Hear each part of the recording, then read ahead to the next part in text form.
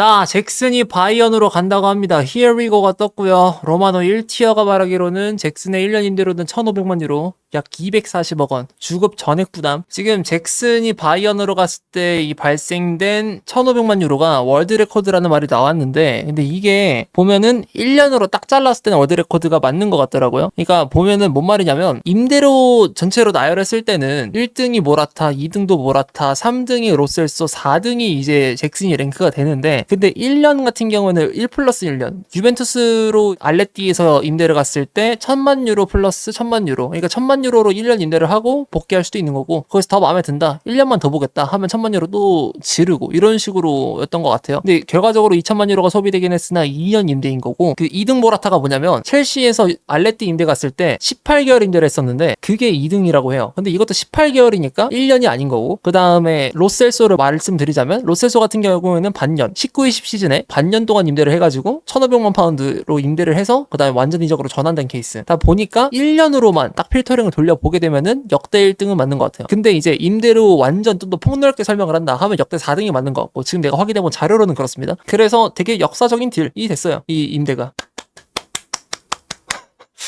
일단 1년 고정 비용으로는 상당히 높은 액수인 거는 맞거든요, 지금 보면. 근데 저는 이거 보면서 여기 적혀있다시피 이게 임대료는 결국에 고정 비용이란 말이에요. 주급 전액 부담 또한 그럴 거고, 근데 이거에다가 이 돈을 쏟는다? 전에 1월달을 사가, 그땐 바이언이 가해자였죠. 테를 사려고 하는 토트넘 상대로 임대료를 150억을 뜯었죠. 그때 한 1,000만 유로 주면 그랬는데, 근데 그것도 제가 그때 말했던 것처럼 고정 비용, 이적을 성사시키던 말던 일단 고정적으로 받고 들어가는 돈이니까 이게 왜 이만큼 들어가는지에 관한 의문점이 들었다. 텔은 게다가 당시에 경력이 되게 짧았고, 그리고 유망주고, 반년 임대인데 150억? 다른 선수가 1년 임대를 꽤 되는, 그러니까 리그 내에서 꽤나 수준이 되는 선수가 1년 임대, 그것도 메이저 레벨로만 봤을 때, 그러니까 뭐 빅클럽 선발에서 다른 데 임대 갈 때 나오는 금액이 전 150억쯤으로 기억을 하거든요. 근데 그거를 반년으로 기록을 했으니까 막 텔 임대료에 관해서 제가 말이 많았던 건데, 근데 잭슨도 마찬가지. 240억 원, 이거 진짜 비싼 돈이라 생각합니다. 그래서 저는 이게 참 신기해요. 바이언이 임대로만 지금 스쿼드를 구성한다고 말했던 게 플래티의 트윗이었고, 그게 그저께쯤에 떴었는데, 근데 임대로만 구성한다고 해도 고정 비용이 이렇게 들어가 버리면 좀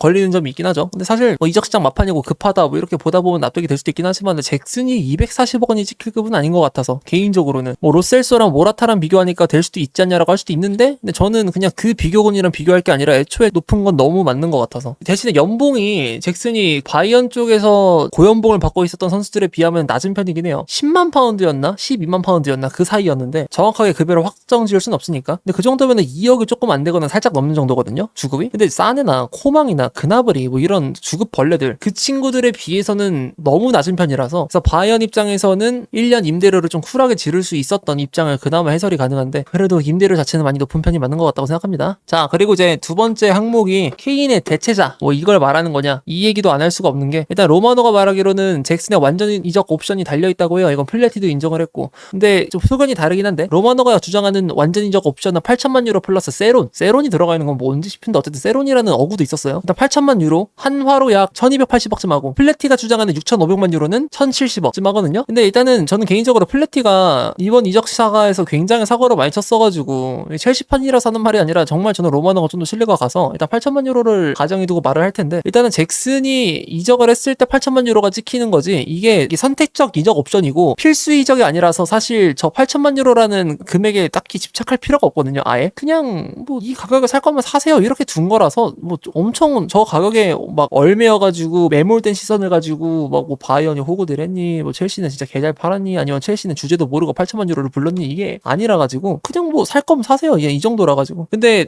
바이언의 케인 대체자가 솔직히 계보를 보잖아요. 레반도프스키 다음에 해리케인이고 그 다음에 니콜라스 잭슨? 이거는 좀 많이 억측이라고 생각하긴 해요. 이적이 성사가 되고 나서 그 말을 할 수가 있는 거지, 성사가 안 됐을 때는 이 말을 하기에는 너무 이르고, 케인의 빈자리는 솔직히 에이징 커브가 오고 나서 보게 되면 굉장히 클 거라고 보거든요. 그래서 저는 이삭이 만약에 다음 시즌까지 이적을 하지 않는다는 가정을 두면은 바이언 쪽에서 반드시 한 번쯤은 노려볼 만한 타겟이라고 말했던 이유도 해리케인의 비중이 엄청 높다라는 거. 바이언이 레반도프스키와 함께 이뤄낸 기록이 역대급이긴 하지만 케인도 만만치 않거든요. 첫 시즌에 36골을 넣었나 했을 거야. 그 기록이 어떻게 만만한 기록입니까? 그거에 진짜 한 70%에서 80%는 메워야 대체자라고 볼 수 있을 거 아니야. 근데 잭슨이 그걸 메울 만한 여력이 되진 않는다고 보거든요. 그래서 냉정하게 봤을 때는 케인의 대체자가 아니라고 보여지고, 또 대체자라기보다는 그냥 배터리라는 표현 많이 쓰잖아요. 그냥 케인의 배터리를 갈아준다. 그러니까 뭐 해리 케인이 분데스리가 뭐 휴식 한 달이나 받는 그런 리그를 하더라도 지칠 때가 있을 거란 말이에요. 그 타이밍에 잭슨을 원톱으로 써서 뭐 컵대회 같은 경기, 아니면 챔피언스리그에서 덜 중요하지만 원정끼리 멀어가지고 졸라 귀찮은 경기, 그럴 때 그냥 잭슨 선발 써가지고 재미를 볼 수도 있는 거니까 그냥 그 정도, 배터리 정도가 맞는 것 같아요. 대신에 배터리가 좀 비싼 게 흠이죠. 보조 배터리 렌트 비용이 좀 비싸긴 합니다만 어쨌든. 그리고 잭슨 같은 경우에는 스트라이크 옵션으로만 볼 게 아니라 저는 개인적으로 볼테마데를 바라봤던 시선처럼 공격형 미드필더로 써가지고 한번 재미를 볼 수도 있을 것 같다 생각을 하거든요.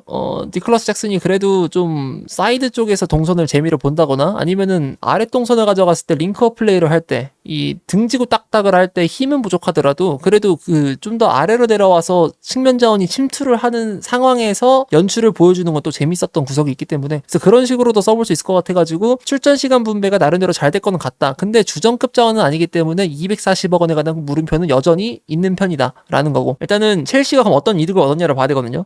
신슨 형은 가실 때도 세이브를 하셨습니다. 뭘 했냐? UEFA 리스트 A에 여유분 확보를 했어요. 적정치해주고 플러스 이적료 슬롯, 이거를 비워내면서 이제 신입생을 UEFA 리스트 A 리스트 여기다가 등록을 할 때 조금 수월하게끔 만들어주는 역할을 하게 된 거죠. 결과적으로. 일단 갈 때도 세이브를 하셨고, 첼루키 이 병신의 사견을 말씀드리자면, 제가 이제 임대로 내보낼 가능성은 희박하다, 영의 수렴하다 이 말을 했었는데, 근데 이게 제가 룰을 잘못 이해해서 한 말이었어요. 잭슨이 그냥 그 명단 등록에서 빠지기만 하면은 여분, 이적료 슬롯, 주급 슬롯 저 여분을 확보할 수 있는 형태였거든요. 근데 이걸 제가 잘못 파악을 하고 말을 했었는데 그건 정말 죄송합니다만, 그래서 다시 말씀드리자면 그냥 임대료만 나가더라도 그 슬롯은 확보가 가능하고, 임대료가 얼마든 간에 상관없이, 물론 임대료가 비싸면은 좀 더 확보가 좀 더 수월해지긴 하지만 큰 차이가 나진 않거든요. 어쨌든 그렇게 해서 신입생 등록을 원활하게 한 형태고, 그리고 단순 임대로 봤을 때 완전 이적까지 성립이 안 된다 하더라도 1년 임대만 봤을 때 굉장히 비싼 금액이기 때문에 임대로 보내지 않으려고 했던 제가 멍청했다라고 한번 말을 정정해 보도록 할 텐데, 저는 개인적으로 잭슨이 바이언 가서 정말 잘했으면 좋겠다라고 생각을 합니다. 첼시에서 보였던 마지막 모습들이 솔직히 너무 안 좋았음. 그러니까 23-24 시즌 전체, 그리고 24-25 시즌 전반기까지는 솔직히 저는 봐줄만 했거든요. 근데 24-25 시즌 후반기 때 너무 별로였어가지고, 그리고 24-25 시즌 후반기 막판에 또 엘보 퇴장 사건, 그리고 클럽 월드컵에서 그 정강이 쓸어 담아가지고 그 사건도 있었고, 그리고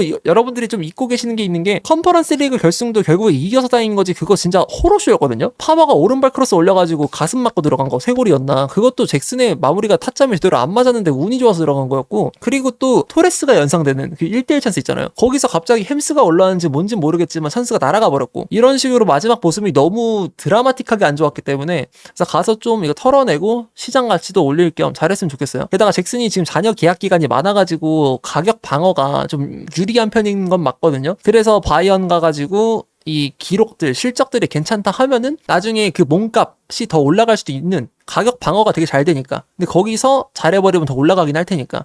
그래서 그런 식으로 해서 첼시랑 마지막을 장식할 때도 굉장히 더 좋았으면 좋겠습니다. 마지막이 아쉬웠기 때문에. 하지만 이 딜에서 바이언은 잭슨이 잘하면 이득이고, 첼시도 잭슨이 잘하면 이득이고, 임대료 자체로도 이득이고 하는데, 제일 아쉬운 거는 이분이겠죠.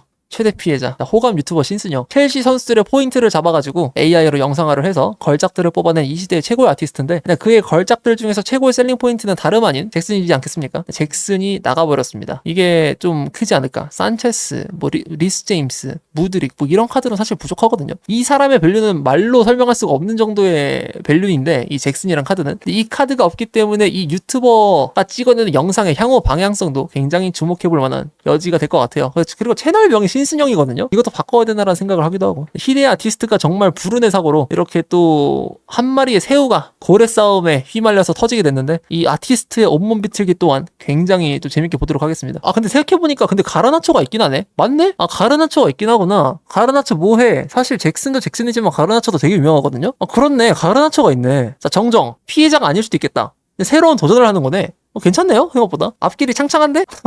나초가 괜찮겠는데요? 기텐스 좀 부족하지. 그렇게 유명하진 않으니까.